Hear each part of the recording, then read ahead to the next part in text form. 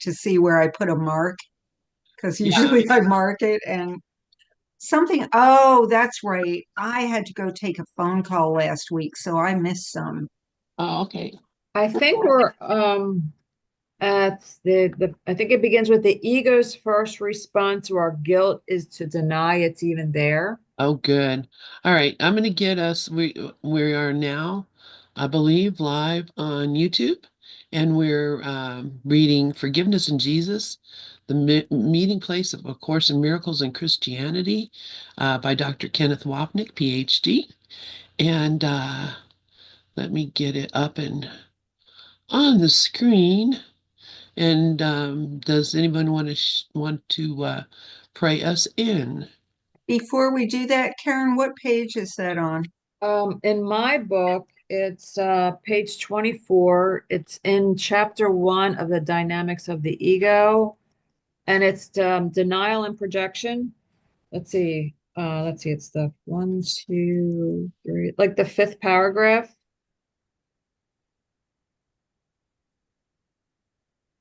Wow. All right. Are you seeing it on your screen yet? Not Not yet. quite.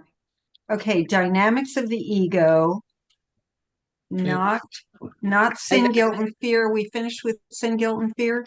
and yeah, now we're in denial and projection, and it's like the fifth paragraph down, and it begins with the ego's first response Got to, it. you got it.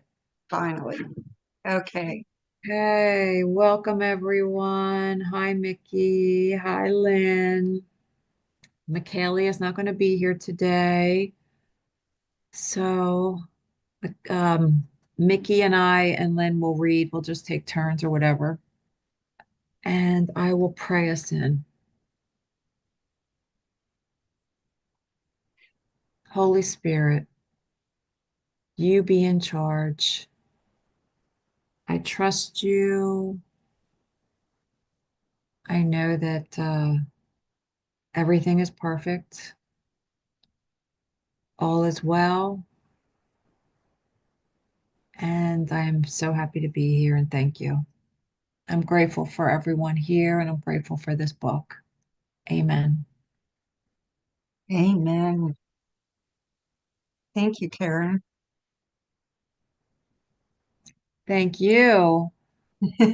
So I guess I could start reading and then we can just take turns. How's that sound, guys? Sure. Guys, gals. I can be use guys. Oh, use guys, use Use guys. My guys. that's the old Italians that in my my family used to say that. That's so funny. I haven't Uh, heard that in years. Use that's guys what or I grew you? up with. Yeah, me too. That's weird. You Use guys guys. or Ewans. Anyway, You. anyway, I'm going to get you started reading. I'm going to run and grab a cup of coffee. So, um, Okay, so yeah, I'll just read this and you can turn to the next page before you go get your coffee. How's that sound? The ego's first response to our guilt is to deny it's even there, push it out of its awareness. It tells us, and then it won't bother you. Our guilt is so horrifying. Therefore, we simply try to blot it from awareness, pretending that it did not exist. The popular saying, to sweep something under the carpet, expresses this principle of denial. If something is upsetting and we do not choose to deal with it in a way that would effectively resolve the problem, we dispose of it in ostrich like fashion by pretending it is not there. The maladaptive nature of this way of dealing with problems is quite clear, since the problem does not magically disappear simply because we have chosen not to look at it. Okay, so yeah, this is I think the ego's first response is always to deny because it doesn't want to look. And push it out of awareness, tell us, oh, it won't bother you, and not make it a big deal. And sometimes, I guess it doesn't matter if it's not a big deal, but sometimes if something's really bothering us, we talked about this yesterday, if there's something that's really bothering us, I think it's very important to express it, to sweep it from under the rug, look at it, and see if it's something that needs to be addressed or something we can work out within ourselves or with Holy Spirit. Because I know for me, if I don't talk about it and I hold it in, it's going to build up and then it's going to end up into an explosion and it's going to turn into World War III. So I think it's a good idea to really look at these things and then make the decision of what is best. And I see Mickey has her hand up. Yeah, this is something that a lot of people I talk to deal with. That I have a friend who I study the course with, who for years would say, I don't know how you do that, just like bring up all your stuff and talk about it. She's like, I don't want to, I don't want to see that stuff. And I'm like, how can you not see it? And I guess some of us are better at sweeping things under the rug than others. If I try and sweep something under the rug, it does not stay there. It keeps creeping out, it seeps out from under the rug all over the place and starts coloring whatever is going on in my life. But some people can just say, nope, I've made a decision that I'm going to be a happy person and that's what I'm going to be. And it doesn't matter what happens. And fortunately or unfortunately, I'm not sure which, that is not something that I'm capable of. So interesting. So does it help when you look at it and then what do you do then? Do you talk it over with the person or just with spirit or how do you process it? It's usually stuff about myself, so it's not necessarily that I need to talk it over with somebody. Hmm. Yeah. Um, and yeah, I usually talk through it with other people until I can find some way of working around it or working with it or getting rid of it. Not sure. I'm not sure. I don't have an exact process. I Yeah. just know that I can't not look at it. Yeah. That's good. I mean, I know for me, if I don't look at it and I think that it's something, oh, it's okay. It's not that big of a deal. You don't have to look at it. What happens for me is it starts to snowball because I then another situation might come up and I do the same thing, and then the snowball gets bigger and bigger, and before you know it, it's out of control, and Hmm. that happened to me before, and I don't see it happening now, but I know what that feels like, and that's why I talk about things when they are bothering me. I to the best of my ability and in my special relationships primarily, because I think it's important and because ego doesn't want you to. So it says, don't you hate snowballs? Yeah. So do you want me to change the page? I think we're still here. We're on we should never Oh, underestimate. okay. Okay. So Mickey, would you like to read that paragraph? Sure. Hi, Glorian. Hi, Gloria, and hi, Good Deb. morning, everyone. Good morning. Can I just say something to what you were just talking about? Sure.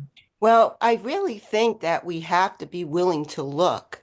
So it's not like there's no one way as it's the individualized curriculum, but we all do have to look at our projected guilt and fear.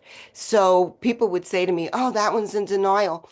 And for me, I just don't judge it because ultimately, Like Jesus tells us, trials are lessons presented once again that where I made a faulty choice, a new one can be made. So that's person's unfoldment. If their fear wasn't processed with the Christ mind, it's going to come back up so that they can look at it and finally let it go. But at least that's for me. Thanks. No, I'm in 100% agreement. Thank you. Totally agree with that. And I'm like you, Karen. I mean, if I let things fester, forget it. They snowball. And you're like, well, I'm going to let it go. That doesn't work for me, too. I do have to confront issues. Otherwise, it builds up and then it's like really not good. So I don't do that anymore. Yeah, exactly. And I think that's how we learn, that's how we learn. We learn from going through that and seeing that it did not work for us.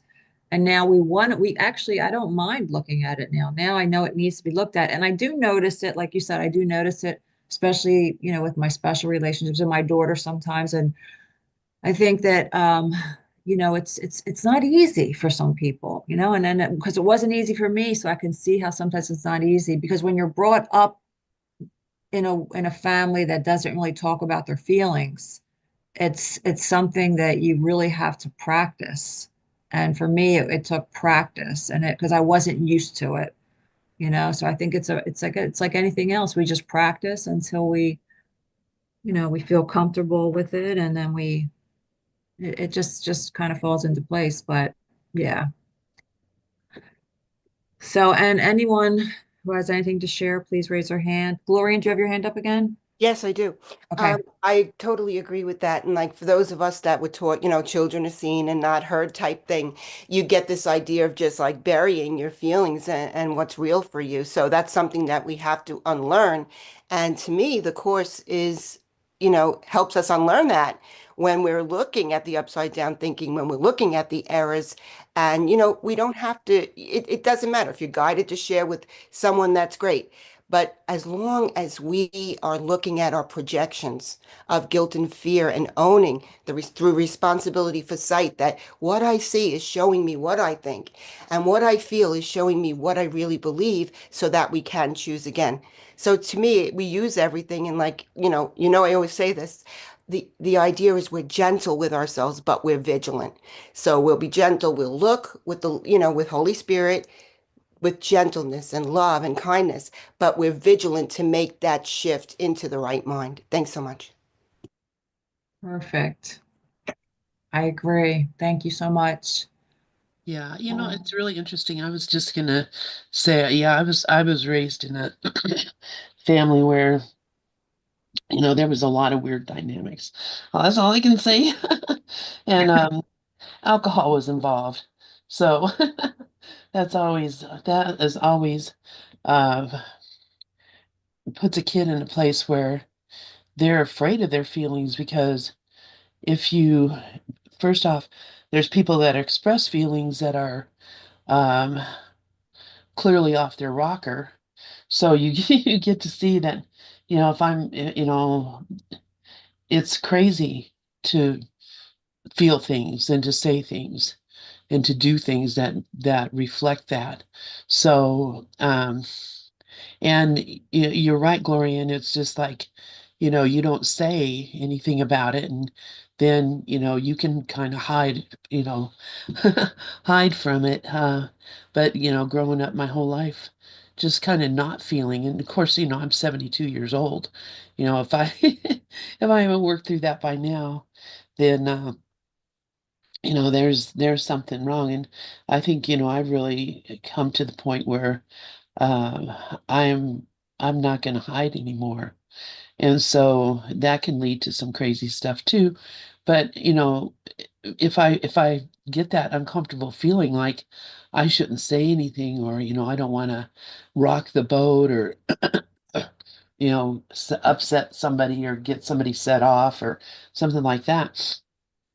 I came to realize that the more I try to hide it, the more it seems very, very important to me.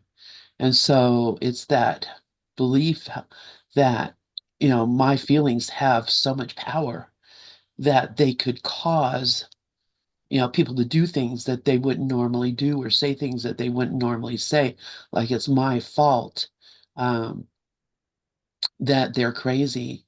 Uh, I don't know if any of you have ever had that kind of dynamic going on, but I noticed it yesterday, was my niece's funeral, my um, sister's granddaughter who passed away from lupus, and they had this funeral online for her. And I mean, it was not online, but you could watch it because it was in Idaho. So I watched it. It was very, very, very moving. I gotta say that. And at the end, her mother, Sunny, was just like crying, so devastated. It was just so sad. And they were doing that. They do a hair cutting ceremony. Everybody, and people cut cut bits of their hair, not their whole hair. But anyway, and so, she was just crying crazy, sad.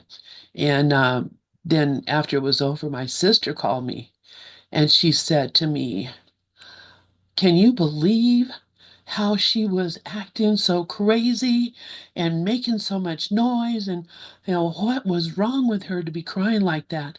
My daughter died and I went to her funeral and I didn't cry like that. And she's right. She's like, Mom's the word. I know she was devastated. She's still devastated, but she thought it was shameful for Sonny to be crying like that in the funeral. And I just thought, wow, wow, wow, wow. How can you feel like that? How can you think like that? That, she's crazy because she's crying because her child is dead. And I realized it's because we were taught you don't show how you feel like that because that's too wild, too crazy. And it made me sad for her that she's so cut off from her own feelings that I mean she's still deeply, deeply, deeply sad because her daughter died. She died from COVID, and it was a terrible thing, and she just keeps hurting herself over and over. But she would think that it was shameful for her to cry in front of other people for that. Um, that's how this stuff does. You can't put it down like that. You have to let yourself see the depth of your own heart. And it made me sad for her. And she's like 9 years older than me. So, you know, and she said, I don't understand it. And I'll probably go to my grave not understanding it. I'm like, I don't know what I can do to help you with that. I mean, I'm really, other than just say, I'm really, really sorry because she relives it every day and every day and every day. But um, she won't admit it in public. You know what I mean? Anyway, that's really all I had to say. I see Glorian has her hand up. Yeah, before I go to Glory, I just want to, I just want to say I'm sorry for all of that. I mean, that is so sad, the whole thing. And we're conditioned from children, and this is the undoing that we're doing with the Course of Miracles, the forgiveness, the undoing of this guilt, the undoing of these conditioned beliefs. And I also was brought up in an alcoholic home, and we were told basically, do as I say, not as I do. And there was some unworthiness there too, growing up, like not feeling worthy. So growing up and then becoming an adult and going into relationships, that unworthiness was carried through. And that was another reason why my communication skills weren't good, because I didn't feel worthy. And I would do things like you said, not to rock the boat. And and I learned from all of those mistakes, and that was a perfect classroom for me. And I think that everything is happening perfectly. And I think that for grief, everyone handles grief differently. There is no right or wrong way. We can't really judge anyone's grief process, but we can't really judge the person who's judging someone's grief process either. I mean, it's just for me. This is just for me, and all we can do is love them, because it is a very, very difficult situation when we lose someone we love, especially a child. I haven't experienced that yet, but ever, and I hope I never do. I don't know why I even said yet, but so I think it's just an individual process. So I just love makes no comparisons, and it's not easy not to judge, but I can feel both pain of both mothers. And I just feel for both of them. So thank you for sharing that, Lynn. And I see Gloria has her hand up. Yeah, thank you everyone for the beautiful sharing. You know what you just said, Karen? I remember Deb said that at the meeting you were having on Mondays about the guilt and about the grief. I'm sorry, about the grief. And it really is important to bring it back to, everything is an individualized curriculum and everything is always showing us what we think. So, and I'm really sorry that for your loss there, Lynn, on this level. And, we have to I mean, we have to meet people where they're at. And as far as your sister, it was coming to me that that was your perfect gift. That we don't have to change her mind or whatever, we have to change our mind. But what we can recognize is that that's a gift to you in reinforcing what you already do believe, that it's perfectly fine to express what you feel. And then, of course, we make the change on that. We cannot, I personally do not think we can deny our feelings or what we're seemingly experiencing here, but we take it and we use it. And what we were saying before, I mean, you're not that much older than us, but, even in the 60s, and what Karen was saying, we can't really blame our parents because that was the way of parenting then. And of course, we all went the totally other way with that as far as our parenting. But even that, if you look at it, it taught us what we really believed. Like we didn't agree with that way, that staunch way of bringing people up and you should be seen and not heard and what have you. But we can't blame them for that because that's part of their trip. So the whole idea is we get to that place where we say, I'm responsible for what I see. And everything that I see is showing me what I think and is offering me the gift to choose again. If we really take the course that's the last chapter for a reason. After we go through all of this, Jesus tells us that all we have to do is choose again. So the right, wrong, good, bad, analyzing, judging, all of that has to be surrendered to experience what we are in truth. So it's all a gift. It's all a gift, and this is a journey. And he talks about the atonement process, which is the undoing of fear and guilt. We undo the fear and guilt so that we can move into that at one moment where we're in that Christ mind as we were created. Thanks so much. Thanks, Gloria. Thank you, Lynn. Okay, if no one has anything else to share, Mickey, would you like to read the next paragraph?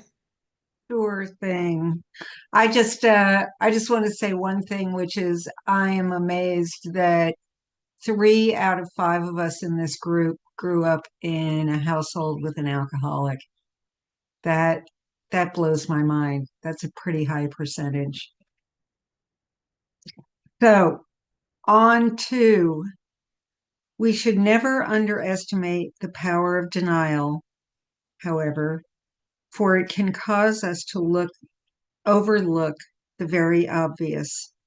A woman guilty over a certain expenditure may search endlessly for the bill which is right under her nose. A man zealously pursuing his career may totally overlook the effect of his psychological and physical absence on his wife and children, whom he loves. Religious fanatics have often failed to recognize the glaring inconsistency of persecuting or waging holy wars against those who disagree with them, all done in the name of a God of love and peace. Do you want me to go on for one more paragraph? Sure. Okay. Despite this power, denial will not suffice as a defense, since somewhere we are painfully aware that the problem is still with us. Again, the ego comes to our rescue.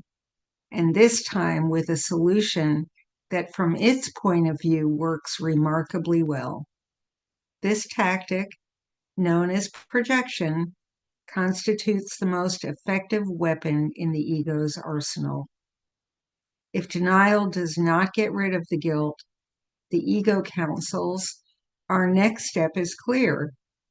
Let us be rid of the guilt entirely by taking the problem from ourselves and placing it in someone or in something else.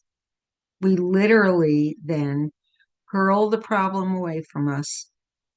In this manner, not only has the guilt been pushed out of awareness, it has been placed outside us as well.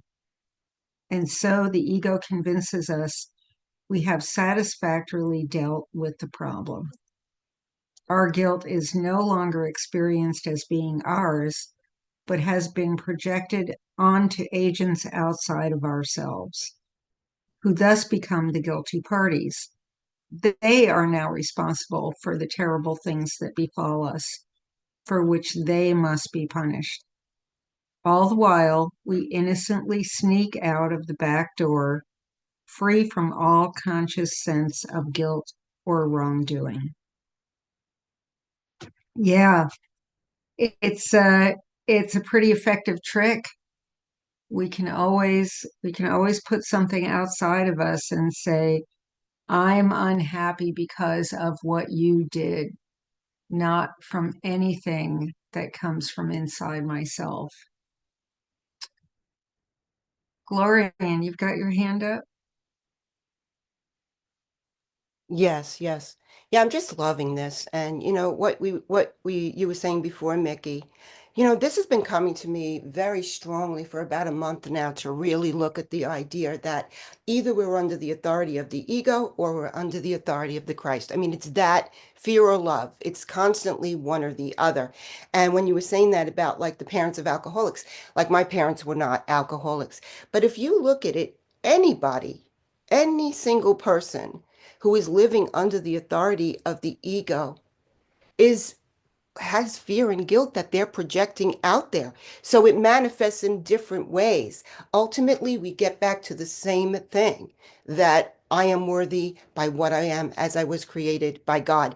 And the idea is maybe the parents or whoever it is that's out there is showing us that that's what we have to accept, regardless of what label somebody puts upon us or any of that. We have to get beyond that to recognize that our worthiness is established by God. So the different manifestations of fear and the different, forms of it, yes, does it affect us in different ways? Yes, but it's still the same thing. And I think that for me, it's been becoming crystallized that, and this is going to sound really, but the whole idea is any of the institutions that we seemingly see here are under the authority of the ego. So they're there to be looked at. What's going on beyond that seeming institution of structure and rules, which is ultimately control? So once we recognize that this is the ego's domain and is controlling everything with fear and guilt to hold us into an oppressed feeling of being, our non-reality, then we can clearly see that this is the dream. This is the dream of insanity, projected from our own fearful thoughts merely by our acceptance of them, because only what's real is the divine life of Christ. And we can have that in any moment once we're ready to surrender this false belief system. Thank you.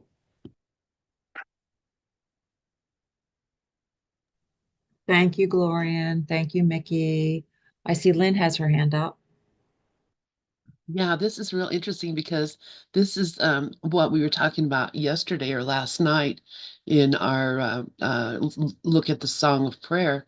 We're talking about forgiveness to destroy, and that that's we were talking about how we project all this out onto the world that we see, this guilt that we are not, we don't even recognize we have, because we haven't really looked within to see, what is really hurting us, what is really causing us to suffer.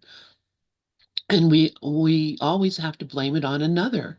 And so, for me to say, well, yeah, my mom, was in a bad relationship. My stepdad was in the war. He both wars, Korea and World War II. There's all these reasons that they were so abusive or angry or afraid or whatever. But forgiving them for that, is really just saying, yeah, they were bad. They were not able to cope. They didn't pay attention. They were, whatever, narcissistic. That's a big one that's come up now. That's a big, this is what we point out in people. They're a narcissist, or they're psychologically impaired. There's something wrong with them. And just looking at a brother that way, we are projecting our own guilt onto them, and that guilt is something that we don't even recognize we have, because we haven't looked within to see what. And he said, Jesus tells us, you're so afraid to look within, that lesson 93, you think if you looked and saw, what really was going on, you would want to kill yourself. So, this is how serious this this belief in guilt and this projection of guilt is, and how destructive it is, because it not only destroys my own uh, self-worth, but it destroys my relationships with my brothers, because they're guilty. What can I say? They're all doing things to hurt me. My sister, wow, what a nutcase. She's I could write volumes about our crazy relationship, because I project. She got married when she was 14 years old, moved to Kansas and had babies with a 28-year-old man. She had her life, and she learned her way, and that way and that life. Um, I blame her for it. I blame her, even though it was part of the dream, and all that parts of the dream that I'm so convinced are true, um, are hurting me. And I got to recognize, oh yeah, I feel this. This is what I feel, because this is what my need for, you know, a loving mother. Um, I mean, we could just go on and on and on, and I'm not going to.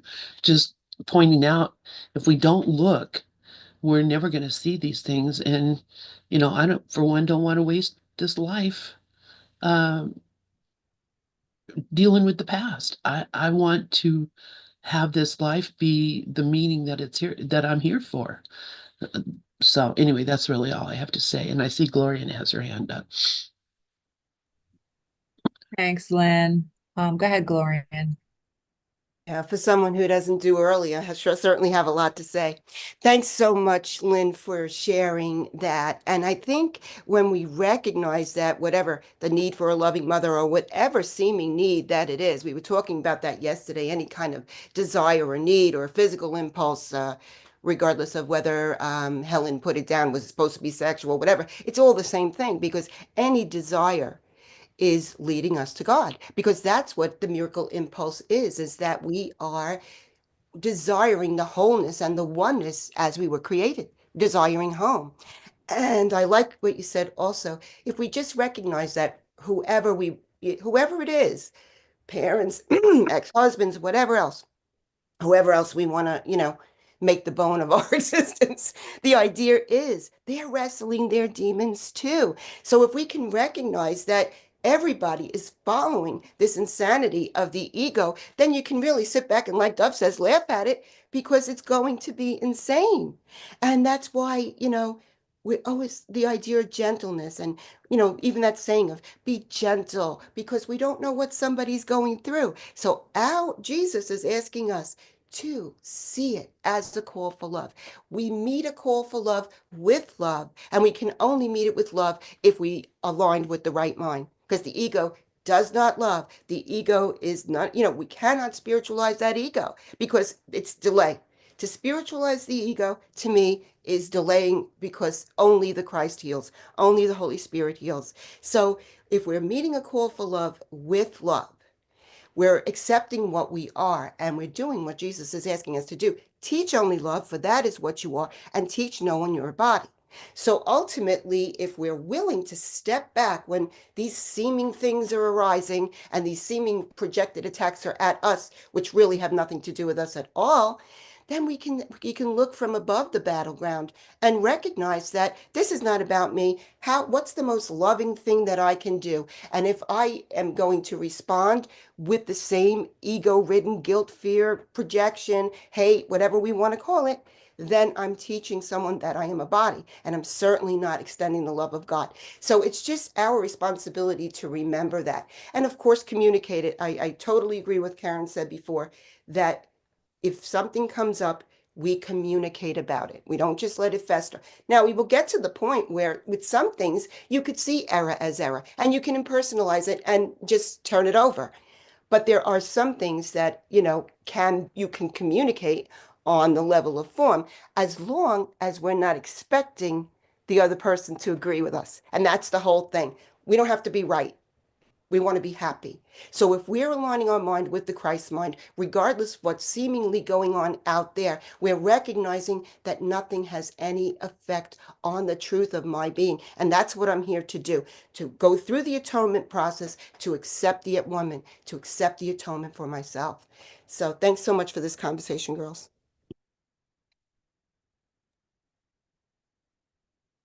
Thank you, Glorian. Thank you, Lynn. Anyone else have anything they'd like to share? Okay, I just wanted to point out too in the previous paragraph where he says, let's see, we should never underestimate the power of denial. And I think I remember Ken saying Helen said that. Lynn, do you remember that? Ken ever saying that? What was it again? All right, in the paragraph above, it's a little above. It's a let's see. It starts with we should never underestimate the power of denial. It's the first sentence in the paragraph. Let me, One more, I think. Yeah, one more. Yeah, There it is. there you go. Okay, so I remember Ken saying that Helen actually said that we should never underestimate the power of denial. Does anybody remember that? I don't remember that, but it sounds right. Yeah, and I think this is what's causing all of this stuff. It's the denying of what's going on. When we deny and we don't look at these ego thoughts and we deny them, we don't really recognize how powerful our thoughts are. We think that if we project them, we're denying them, and then we project them out thinking that we got rid of them when actually we didn't, and it's so powerful. And it just, as we just said earlier, trials are about lessons. It will keep showing up again and again until we learn the lesson. And we must take responsibility for that projection. So, I mean, he talks some strong language here, basically telling us that the projection is the most effective weapon in the ego's arsenal. If denial does not get rid of the guilt, the ego counsels our next step is clear. Let's be rid of the guilt. We just, put a shit onto somebody else. And then we never take responsibility for it. And like I honestly cannot do that today. And I say that from experience of doing it. So I think that's why I can't judge anyone. We learn the lessons we came to learn. And let's see, I just want to read this quick quote by Ken that Sharon sent me this morning that I absolutely love because it's exactly how I feel and it is so helpful. Um, so Ken says, let's see, through all these texts. Okay. It is very important to respect the mind of other people to choose the ego. Because if you don't respect their power to choose wrongly, you are denigrating that mind's power that one day will choose correctly. So, the reason I'm saying this is so helpful is because when we respect the power of decision, when we recognize that we're all the same, we all have the same wrong mind, right mind, and decision maker. And then when we see and notice, like Lynn was saying about her sister, and noticing that, and it really upset Lynn that her sister was, behaving that way. Like, how could you judge a mother who's grieving her daughter, especially when you grieved your own daughter? I mean, what does it matter how she's grieving? Everybody's process is different. And rather than judge that person, recognize that we all have the same ego. And that's just one example, but we all have the same ego. We do the same thing. And that's how, for me, makes forgiveness so much easier because I recognize, oh, well, they're in their ego too. I do the same thing, maybe in a different form, but I do the same thing. So how can I judge my brother? But if I'm denying it, if I'm denying anything, then I'm just going to keep projecting and projecting and projecting. I'm not going to look at it. So I think for me, it's just helpful to remember that we all have the same mind. And, it's easier to recognize that, hey, I must have decided wrongly. Well, my brother just decided wrongly too. So how can I blame him? I do the same thing, kind of thing. I don't know if that's helpful, but yes, Gloria, you have your hand up. Beautiful, Karen. Beautiful. When you said about that, I don't know exactly where Ken would have said it, but I do know what Sandy said. And what she always said was never underestimate the power of denial because we're always denying what we are, and it's the war against ourselves. So every seeming form of denial that we see here on the level of the world is just a mirror for the denying of what we are in truth. So I don't know if that's helpful, but that's how she would say it. Thanks. Well, that's exactly it. That you just hit the nail right on the head. It's always that. It's always denying the truth of who we are. And that's why he says all attack is self-attack. That comes from a decision not to be what you are. I think this whole course is basically that. So she was right on with that. I totally agree with that. And I think it says it in the course in numerous different ways. But yeah, I think this is really good. This is good because it's really showing us, what we're thinking and, how strong the ego is and how important it is to look. So, Cindy, did you have your hand up? Thought I saw your hand up. Maybe not. Okay. I put it up. Is it up? I thought I saw your hand up. Did you want to share anything? I just woke up, you guys, and came in here. Is this like a regular meeting you have with me? What are you guys reading it from? We're reading from Forgiveness in Jesus, the meeting place of A Course in Miracles and Christianity. Oh, it's not course? Something different. Oh, okay. Yeah, Okay. this is the Ken Wapnick book. Yeah, we do this every Friday morning. So, Okay, thank you. No, I don't have anything. I'm just listening, but thank you. Okay. All right. So I think we're at thus the ego's defense against our undesired guilt once it has been made, once it has, wait a minute. Thus, the ego's defense against our undesired guilt, once it has made it real in our minds, is a two-stage process. We deny the problem and then project it onto others, seeing it there rather than in ourselves. In three discrete passages, the Course describes the process in this way. Defenses are not unintentional, nor are they made without awareness.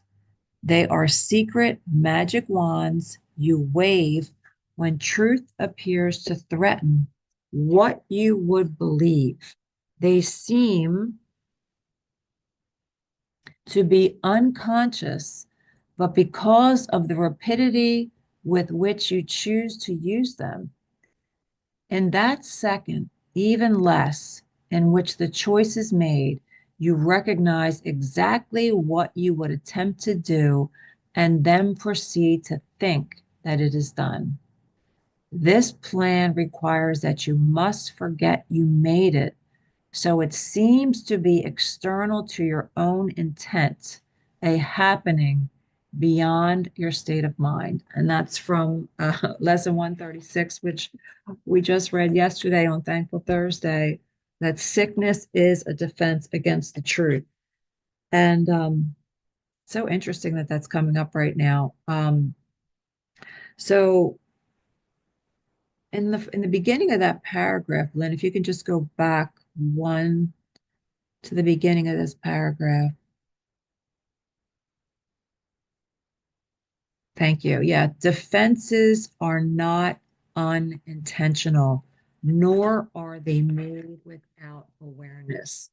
That reminds me where he says that decisions cannot be difficult in chapter 5. Decisions cannot be difficult. And it goes back to what Glorian said, which it's either I'm either choosing the ego or the Holy Spirit. My defenses are not unintentional. I'm making this decision with the ego. It's just looking at that and noticing that it's not unintentional. I chose to listen to the ego thought system. They are secret magic wands you wave when truth appears to threaten you. And the magic wands we wave are the projections. We just wave these magic wands out because we want to project it out onto other people because we don't want to look. So it's really this, I think that this is such a deep you know, these defenses and these projections that we really, I don't think we do always look at them when now that I'm looking at this and thinking about it because it's so unconscious, this guilt sometimes. I think sometimes we do it and we don't really realize it until, it keeps showing up and then we recognize it because it can be like a sneaky Pete because it says this plan requires that you must forget you made it. We forget. It's an easy thing to forget that we made this whole thing up. And it seems to be external to your own intent, a happening beyond your state of mind. So it's constantly bringing the awareness back to the mind, recognizing that I am doing this to myself. It has nothing to do with the outside picture, nothing to do with the other person. And then he says, let's see. In this way, the ego seeks to resolve its problems not at their source, but where they were not made. And thus it seeks to guarantee there will be no solution. So we're looking at the problem as the way we set it up, and that is outside of us. That is believing that the problem is outside of the mind, and that makes it much easier to blame the problem on someone else and not recognize that there's one problem, the belief that I could be separate from God, and one answer, accepting the atonement for myself, healing my mind to see things differently.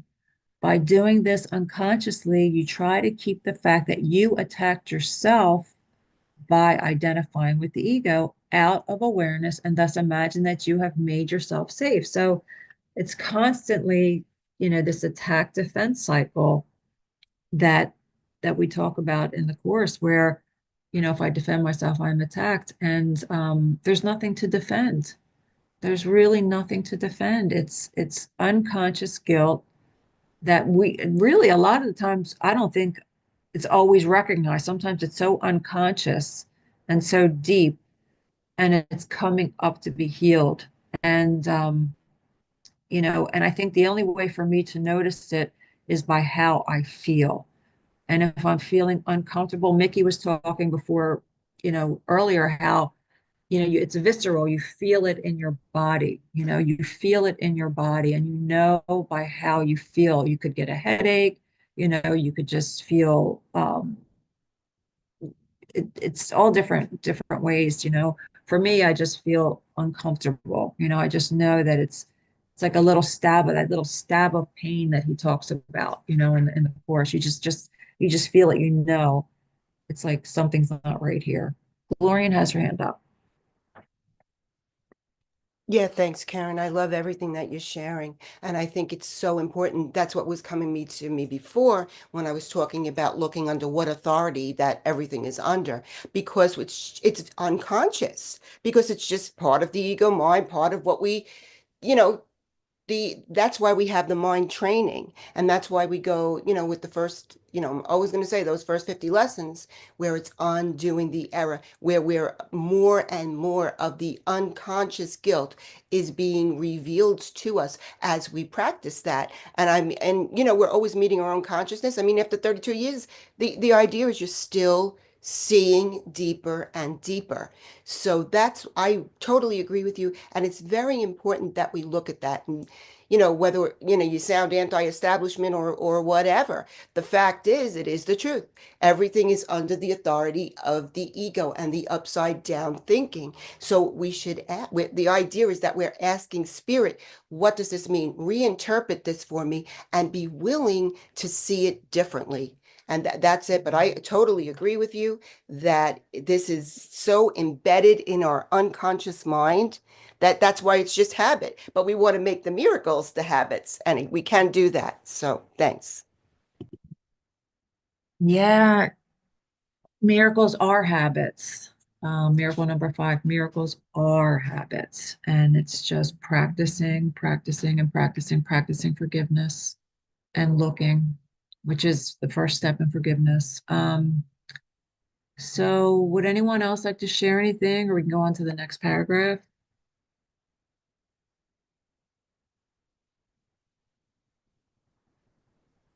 I think we have to turn the page. Would anyone else like to read? Mickey, you Well, want to read? sure. Okay. You want me to finish out these two to the end of this Yeah, section? yeah, that would be great. Okay. To the ego, the specific object or form of the projection is irrelevant.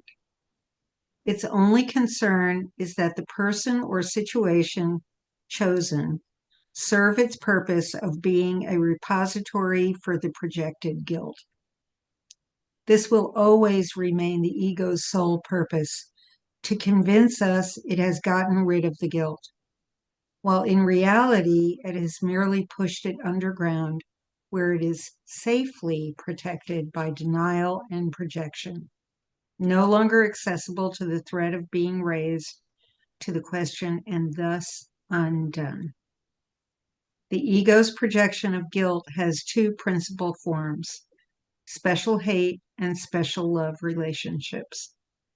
The basic dynamics remain the same in both, yet the forms of expression are quite different. It should be noted that although we can and often do form special relationships with objects or situations, for example, work, religious, social, or political institutions, various forms of addiction, the most important of the ego's projections involve people. And this will be the focus of our discussion here. And I'd just like to say, any of our feelings of guilt and shame that we come in here with, those of us who we were talking about before who had alcoholic parents, that's a no-brainer. We come in we come in with this built-in guilt, shame, and fear, that is attached to the ego, that goes with any of us thinking we're a body or a personality.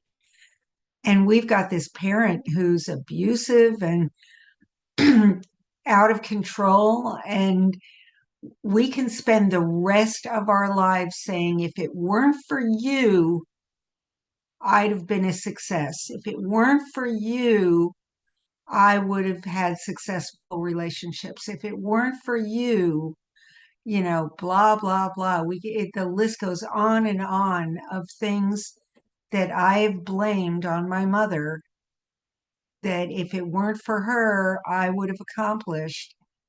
And it wasn't until I gave all that up that I attained any sense of peace, that she had nothing to do with it. These were all choices I made in my life. There are plenty of other people who had just equally as challenging circumstances in their youths who went on to do all of the things that I thought I was not capable of doing. And when you realize that, rather than feeling horrible, which would be the normal response, I actually felt relieved that, oh, it, these were my choices. And when you take responsibility for that, it really gives you a sense of peace. So Glorian's got her hand up. Thanks.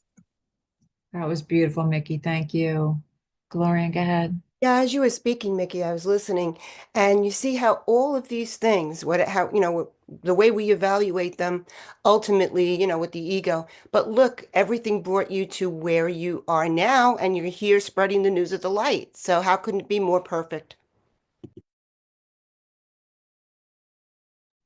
Thanks, Glorian. Hey, Michale. Hi, sorry, I got the time wrong because the schedule says 6:30 still for Pacific time, and I'm now on Pacific time, so it doesn't say 5:30. I know. I didn't know what was going on. It said you Yeah, were. that's why I got up early, and then I thought it was at 5:30 my time, but I looked at Lynn's schedule and it said 6:30, so I said, okay, I'll just sit quiet. So that's what I've been doing. I thought maybe Karen, you would come on and get me, but that's I why. didn't. Well, Lynn told me you weren't coming in today. I didn't No, know. I never told Lynn that. Oh, I didn't That's know. funny. I sent you a text, Karen, that said I'll see you soon. I So didn't get your text. How yeah. funny. Well, yeah, I forgot. Well, and we'll I talk didn't. about this after Well, we'll need to change the schedule because it says 6:30 on there oh, instead of the 8. not the one that's on the website, the schedule on the website. Oh, the email says the Okay. wrong time. So I'm sorry. I did not get your yeah, text. I sent it early this morning because I woke up early for the class. I just see it now. It was sent at 8:19, but I didn't see it. I had a lot going on this morning with my granddaughter. Sorry. It's all perfect. It's all good. Yeah. So do you want to close us out, Michele? Well, is it time to close this out It's already? nine. It Yeah, is. it's 9:30. Oh, Yeah. oh, that's really sad. Okay. Yeah. All right. I'll just accept it. So So weird. okay. I could swear Yeah. that you told this is my how my thinking is. I thought you said you weren't going to be here this morning, so I was like, and that Karen and Mickey would have to read to go on. That honest to God, I have that memory in my brain. Well, So you picked up probably Lynn because you're intuitive. I won't be able to be here next Friday. I mean, we could do the class ahead of time if Karen wants to, but yeah, I have to work next Friday. So you probably intuitively just picked up on that, or maybe within our when we went to sleep, we intuitively connected on that for who next. knows? Yeah. Uh, Okay. So I'm going to read from the Gifts of God. It's on page 63 from Helen Schuckman, and it's called A Brother's Prayer. There is an end to sorrow. What was made will be unmade. The transient toys of spite will turn to dust. The things of time will fade and vanish into nothingness. The night of evil dreams will gently yield to light. All things that God created not will close as they began, in secret and in shame, which, never being born, cannot oppose God's holy will to let forgiveness frame the face of Christ who enters in his name. What need we do to let forgiveness come? Nothing. We need but realize that we and all the world together are the sum of all salvation's promise, I am he who speaks God's word, and you along with me. There is an end to sorrow in God's will. The Christ serenely rests. God's holy Son in all creation is, for he is still, as God created him, forever one. His word is changeless, spoken, it is done.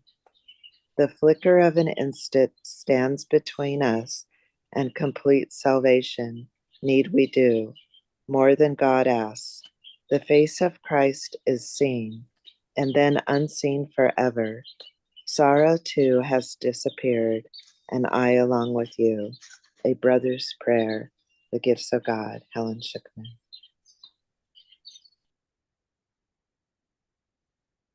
Thank you so much, Mickey. Cindy has her hand up. Please go ahead, Cindy. Thank you. Good morning.